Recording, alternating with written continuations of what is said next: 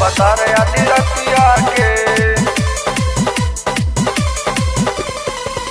रोज से दिया पे साकीला तवे मोर बता रे आधी रतिया के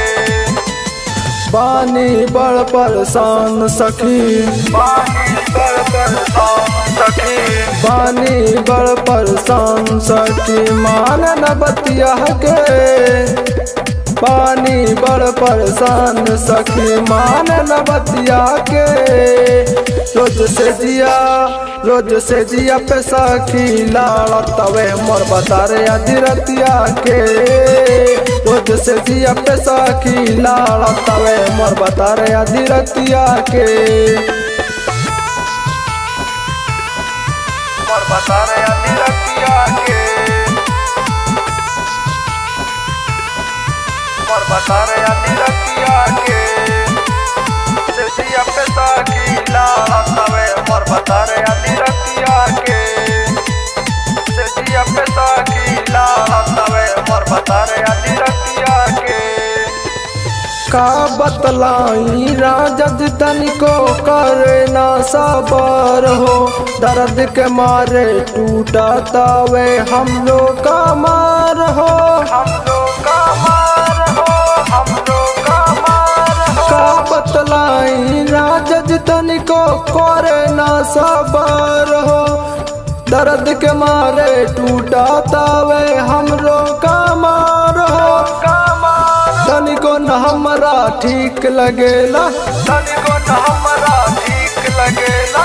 तनिको न हमरा ठीक लगेला दती बावे गटिया के तनिको न हमरा ठीक लगेला दती बावे गटिया के रोज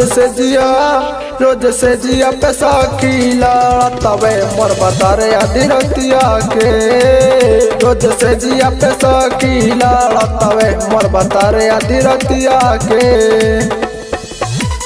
से जिया पे साकी लाड़ तवे मोर बता रे आधी रतिया के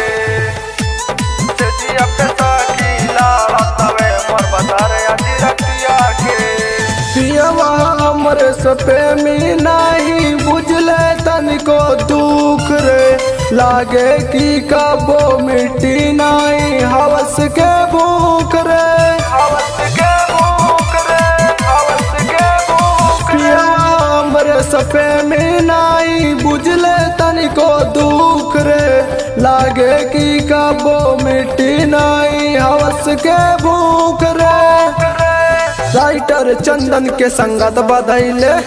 राइटर चंदन के संगत बधैले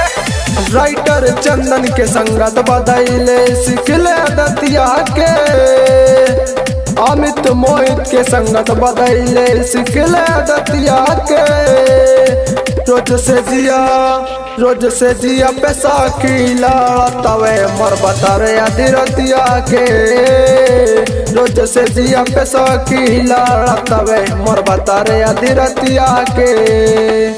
पानी बड़ परेशान सखी मान न बतिया के पानी बड़ परेशान सखी मान न बतिया के